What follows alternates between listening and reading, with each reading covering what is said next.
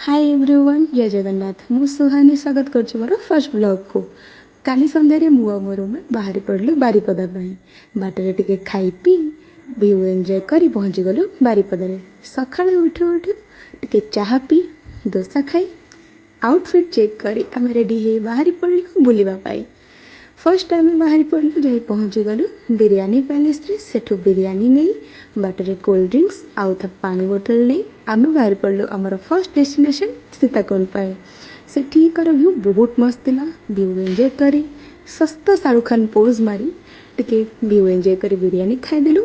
बिरयानी खाई सारिकी आम सेठू बाहरी पड़लु आमर खतरों के खिलाड़ी मिशन करके लुलुंग पाई लुलुंग जाकि बाटटा बहुत ही खतरनाक थिला आ बहुत ही स्लीपरी थिला बट डेस्टिनेशन से ही सुंदर थिला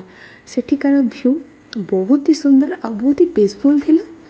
से व्यू को एंजॉय कर सारा पर बाहरी पड़लु फाइनल डेस्टिनेशन बालदिया डैम पे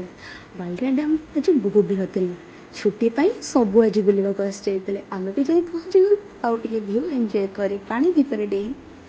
तापर आम पुणी आसीगलु रिटर्न आसला बेले बाटर टिके चाह पी व्यू एंजॉय करी आसी घरे पहुँची गलु घरे पहुँची टिके फ्रेश हो स्नैक्स खाई टिके बिजुर बेस्ट फ्रेंड नीतीश आसती टिके गपी गपी मैं किसी समय पर आम जाए डिनर करनेलु डिनर कर चलली शोवा गुड नाइट।